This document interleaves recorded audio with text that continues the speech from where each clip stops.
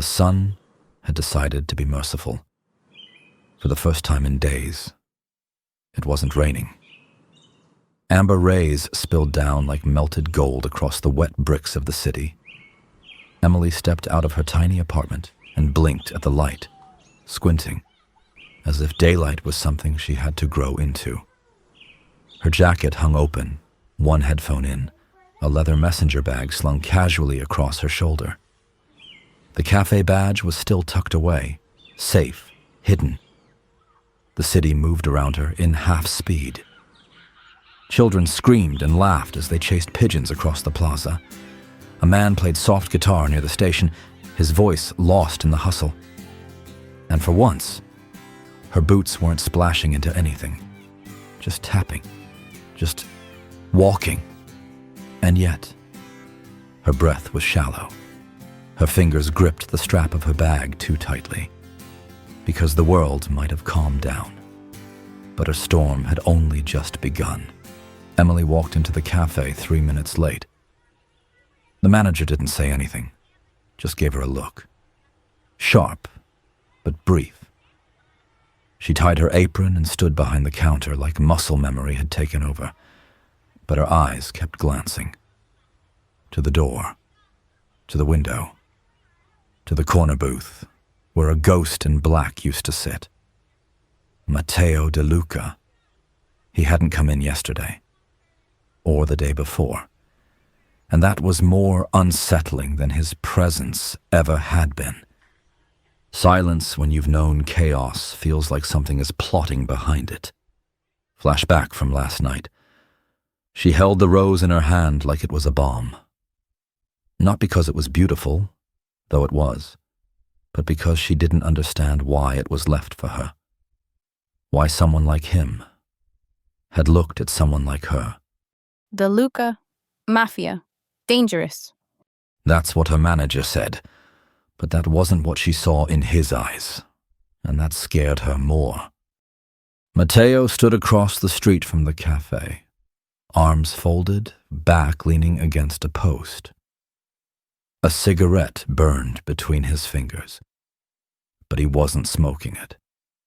His eyes were on her. Emily. He knew her walk now. The little stutter step she did before opening a door. The way she looked down when she smiled at customers. The nervous habit of twisting the ring on her finger, the one she didn't even realize she wore out of routine. She doesn't know who I am. And that was the only reason she was still free. As usual, like every lunch rush, the cafe buzzed. People came and went. Coffee was poured. Sugar packets were ripped open. The machine hissed like it was angry. And then he walked in. No coat this time. Just a black shirt, sleeves rolled up to the forearm. Tattoo visible. Wristwatch that probably cost more than her rent. His hair was slicked back today. His jaw clenched, just once. Emily's world tilted. "Did you miss me, Bambolina?" She froze, then smiled, then stopped smiling, because what the hell was that reaction? He's here. He's really here again. Why does my stomach feel like it's flipping? Why do my fingers forget how to hold a cup? I'll take the usual, unless you're planning to poison me today. Not today, I guess. She turned to the machine, fumbled with the coffee grounds.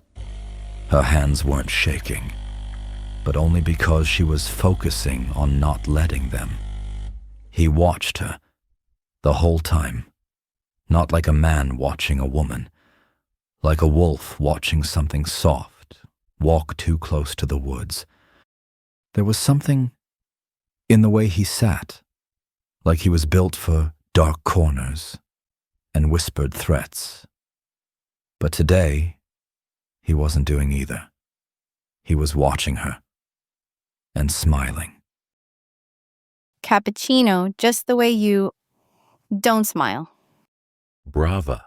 You're learning. You didn't come yesterday or the day before. Notice that, did you?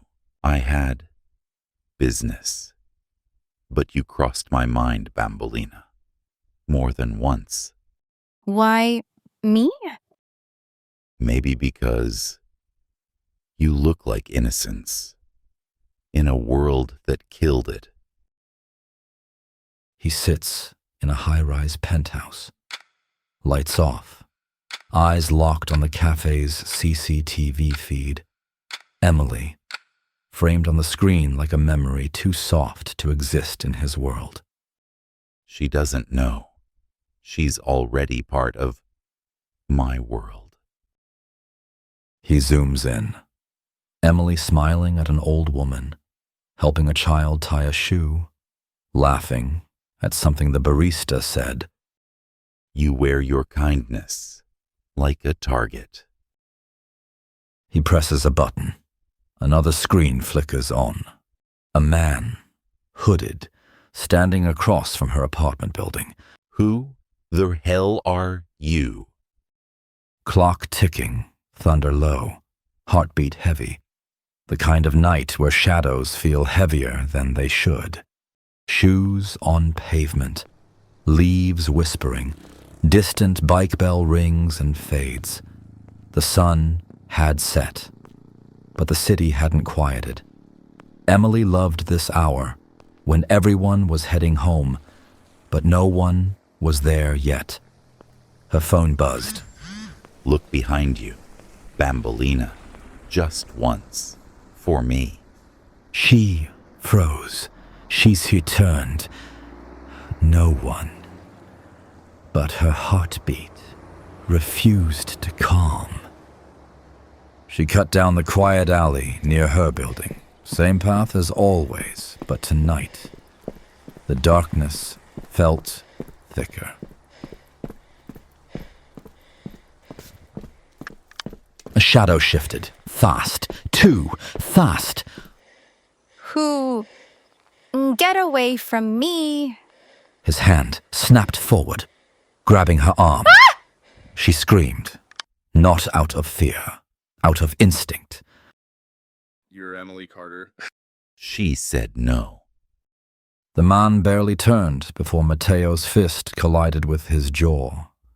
Then again and again, bone met pavement, not dead, but he'd wish he was. Matteo pulled Emily behind him, one hand protective against her back, the other still clenched. You don't ever touch what's mine. You followed me? Protected you. That's not normal. You watched me. You knew where I was. You think that man was the first. You've had shadows on you for days. Emily.